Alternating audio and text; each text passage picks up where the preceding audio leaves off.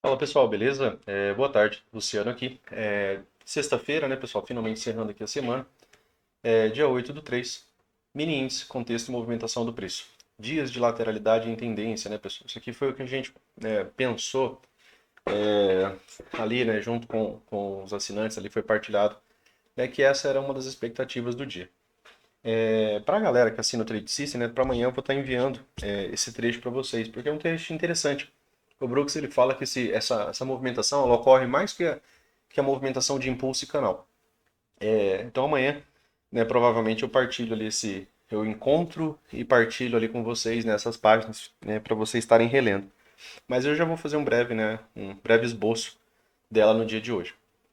Para amanhã também, né, vai ficar a nossa aula, né, sobre tendências, né, que a gente havia comentado ali no. Ainda não sei bem o horário, tá, pessoal? Talvez não dê certo pela manhã, mas vai ser amanhã. Então, para amanhã fica, né, a nossa aula ali. E aí a gente vai conversar muito mais dessa vez sobre como operar, tá?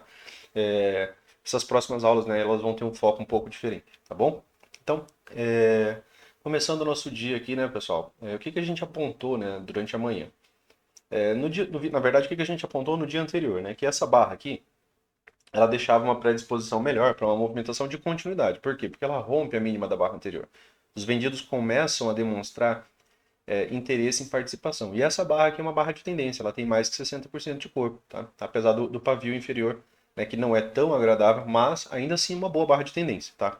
Não dá pra gente querer buscar o perfeito ali, né? Senão a gente nem opera. Então, esperávamos um pouco mais de continuidade, mas não isso, né, pessoal? Não esse tipo de gap, né? A gente conversou ali, né, de manhã, as razões, né, disso daqui, né? Não cabe delongar aqui, porque senão a gente perde mais tempo. Mas, se vocês buscarem ali sites, né, como Money Time, vocês podem ler um pouco ali, né, algumas das razões desse grande gap de baixo. Então, o mercado aqui, pessoal, a gente tinha dois suportes, né? Um deles, a gente já tinha traçado essa possibilidade aqui de wedge, ó, tá? Essa era a nossa possibilidade de wedge inicial, né? Aqui é outra possibilidade de wedge porque é outro fundo, né? Então, eu tenho como traçar, né, de ambos esses pontos de pausa aqui, né? De ambas as inflexões. E aí, né, eu tinha essas possibilidades aqui de wedge, tá? Se eu tenho possibilidade de wedge, né, eu tenho que ter a devida cautela com o rompimento. 75% das vezes, o que o mercado vai me dar? Ele vai me dar uma correção TBTL.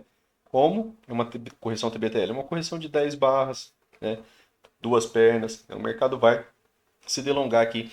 É uma correção que tende a ser de alta a lateral. Então, de toda forma, aqui ficava baixo na lateralidade. 25% das vezes a gente vai ver o rompimento dessa região. Claro que ele ainda poderia ter dado esse primeiro alvo e não ser rompimento, né, pessoal? Faltava pouca coisa. Que seria, né, o alvo, né, desse pivô aqui. Né? Na verdade, é o alvo dos 60, né, esses alvos aqui, se eu não estou enganado. Aqui, né, que acaba sendo o primeiro alvo macro desse pivô. Aqui tem que romper, né, para ter para a gente chamar isso daqui de rompimento, né, ela precisa da característica de rompimento, né, uma barra voltando e deixando um pavio aqui dentro, a gente ainda não chama de rompimento, tá? Aqui sim, né, você tem rompimento, você tem gap aberto, né, você tem melhor possibilidade de continuidade. Então aqui, ó, a gente já tinha deixado o terceiro alvo, por quê? Porque os demais alvos já foram dados, né, pessoal? Segundo alvo, né, já abriu abaixo de tudo, né, assim, dos movimentos mais próximos, tá? Faltou o terceiro alvo dessa lateralidade que a gente já olha lá nos 60 minutos. Mas uma das ideias de hoje, para tendência e lateralidade, era baseado em dois pontos, né, que a gente repete ali sempre. Primeiro, testes da média móvel de 200. Né? Os primeiros testes da média móvel de 200, eles tendem a ter uma dificuldade de rompimento imediato. Isso nos primeiros, tá? Aí ele vem testando, testa de novo, né? Geralmente na terceira, quarta vez ele acaba rompendo e tendo continuidade, tá? Mas no primeiro é bem mais difícil, tá? Outro ponto, né? É uma tentativa de fuga da lateralidade anterior. Né? Para a gente acreditar nesse rompimento, um dos amigos até perguntou se foi Fábio 4 hoje nos 5 minutos, né? Eu falei que não. Porque por causa do tamanho do gap. O Fábio 4 a gente quer que a barra se afaste. Por exemplo, aqui no gráfico diário, pessoal, se né, a barra 1, essa barra aqui de hoje, digamos que ela tivesse feito isso daqui, ó, esquece o resto, né? E ela tivesse feito isso aqui, ó, e tivesse fechado dessa maneira, isso aqui seria um Fábio 4. Por quê? Porque eu tenho uma consolidação e eu tenho uma barra, né, me dando a indicação de que eu vou ter algum tipo de continuidade. Aí tá para a gente pegar esses alvos macro aqui e trabalhar como projeção. E aí você teria 200 passando no meio como resistência. Então seria um Fábio 4, né, perfeito, de livro, só que aqui no gráfico diário. Mas não é isso que a gente está vendo, tá? Até o momento. A gente está vendo uma retração. Tá? A gente está vendo o mercado tentando fazer algum tipo de correção de alta. Aqui nos 60 minutos, né, o que, que a gente tinha deixado? Né? A gente tinha deixado aqui a lateralidadezinha do dia anterior. Lateralidades como correção, né, é algo bem comum, o Brooks trabalha bastante isso, né, é a forma mais comum de correção, inclusive, lateralidade, tá? Por isso que a gente tem tanta lateralidade, porque o mercado ele arma uma movimentação de impulso, depois ele inicia, né, uma movimentação de lateralidade. Então aqui, ó, onde estavam aqueles alvos macro lá, era na verdade o terceiro alvo desse pivô aqui, ó. Tá? Então, o terceiro alvo deste pivô, né, rompido, né, que era o nosso pivô mais próximo, e a gente gosta de trabalhar essas movimentações que são mais próximas da gente, né, porque a gente dá atenção às últimas 20 barras, de acordo com aquilo que o Brooks, né, preconiza, e aí, né, aqui nessa lateralidade inicial, aqui ainda ficou essa região, né, como uma possibilidade de alvo. E ele tinha, inclusive, confluência, né, com um segundo alvo bem próximo dessa lateralidade. Então, o mercado poderia ter sido, poderia ter vindo, né, testar essa região. Então, não seria nenhum absurdo, até porque faltou, né, bem poucos pontos, né, aqui. Se a gente pensar aqui na amplitude dessa movimentação, o que faltou para ele pegar esses alvos? Né? Cerca de 270 pontos, tá? Mas, né, o que a gente, né, pensou no dia de hoje, né? O que foi partilhado ali com os assinantes? Foi que a gente podia ter um dia de lateralidade em tendência. Por quê? Primeiro, gráfico diário, né? 75%, né, das vezes a gente vai ver uma correção TBTL, 25% das vezes a gente vai ver um rompimento direto. Ou seja, era melhor a gente trabalhar a ideia da retração. Outro ponto, né, pessoal? Foi um gap, né, hoje de 2.200 pontos. O que é mais razoável a gente pensar? Né? Quando o dia começou, a gente falou, o mais razoável é que haja lateralidade ou, né, correção. Lateralidade por quê? Porque em lateralidade as médias vão se aproximar do preço. Ou o preço tenta se aproximar das médias. Aí é caso ambos, né? Porque aí a média também vem em direção ao preço. Mas a questão é que o preço não tende a ficar muito tempo afastado das médias. Ou a média vem ao preço ou o preço vem à média, né? Isso é comum. Por isso que a gente utiliza essas médias. A gente tem que ganhar parâmetros com isso.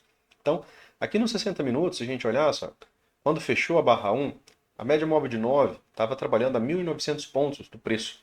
A média de 20 estava trabalhando a 2.300 pontos do preço. Isso é pouco comum. Por isso, né, que a gente, dentro lá, logo quando começou o dia, o que eu havia apontado, né? Quando a gente viu os 5 minutos,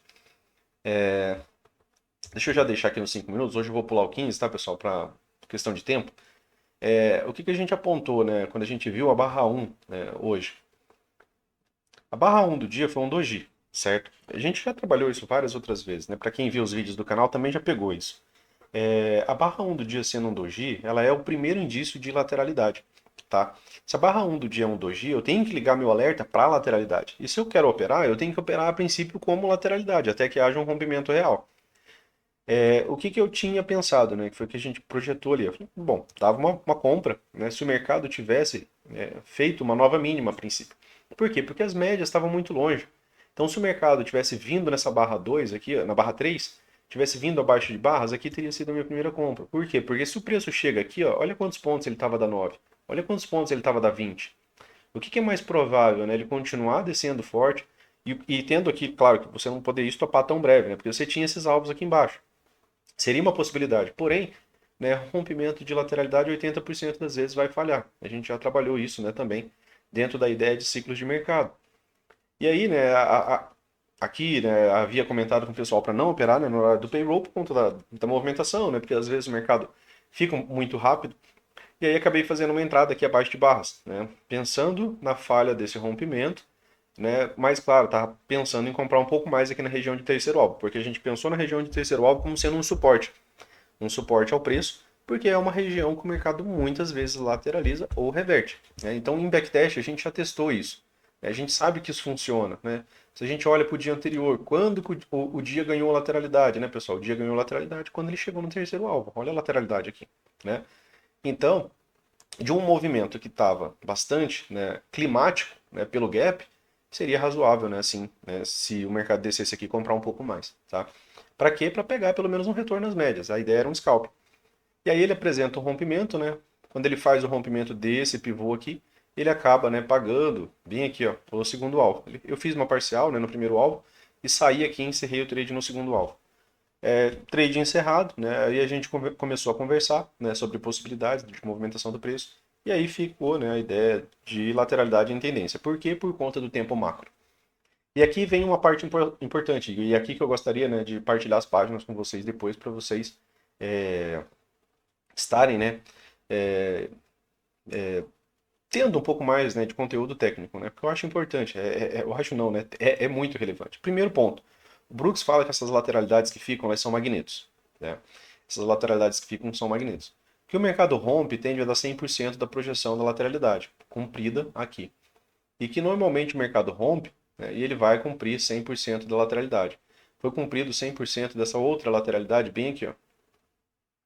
Tá, então eu tenho a lateralidade, ó, 100% da lateralidade, tá bem aqui, tá exatamente bem aqui.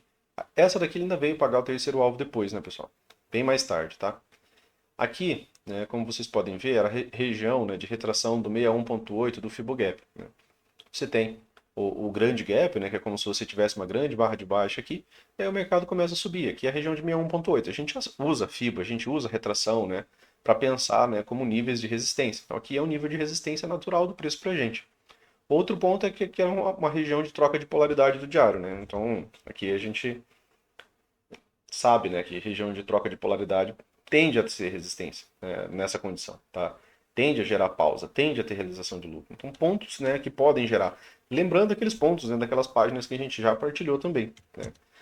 E aí, né, você teve o segundo alvo, subiu um pouco mais. Aqui a gente tinha pensado ainda, né, numa possibilidade de wedge, tá? Por quê? Porque movimentos, né, de três puxadas aqui, né, seria ainda, né, racional a gente pensar nisso e também gerou uma certa pausa. Então tem confluência, né, troca de polaridade, 61.8, terceira puxada, né, bem próximo. E aí o mercado inicia, né, uma lateralidade um pouco mais ampla, né, essa lateralidade que era mais estreita, ela trabalha ali ó, no terço superior, né, desse impulso. Essa daqui, né, ela acaba corrigindo um pouquinho mais, né, acaba vindo ali próximo da região dos 50% aqui dessa perna. Aqui acho que já dá para a gente deixar o nosso marcador aqui de Fibonacci, né, automático também.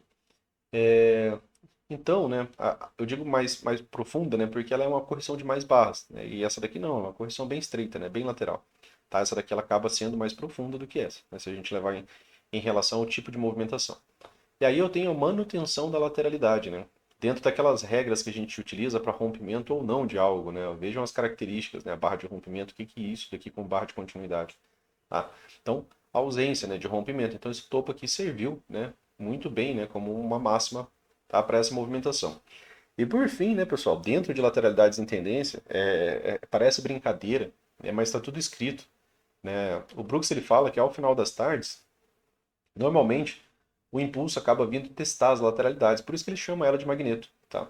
E em dias, né, de lateralidade como tendência, né, tem mais características, né, a quantidade de barras, e aí os detalhes ali, vocês acabam, né, lendo um pouco depois, né, para não me prolongar, que hoje eu estou com pouco tempo, mas pensem, né, nisso aqui. Parece brincadeira, mas é o que está escrito, né? Você vai ter o mercado migrando, né, de uma lateralidade para outra, ele cita duas, né? Às vezes a gente tem mais lateralidades, três, quatro lateralidades, mas que no final da tarde o mercado volta, né, para testar uma, né, das lateralidades anteriores. E aqui ele volta para testar essa, né, que é a nossa lateralidade intermediária, já que tivemos três lateralidades, né? A gente tem aqui, ó, três lateralidades. E o mercado volta exatamente para fazer um teste dessa movimentação.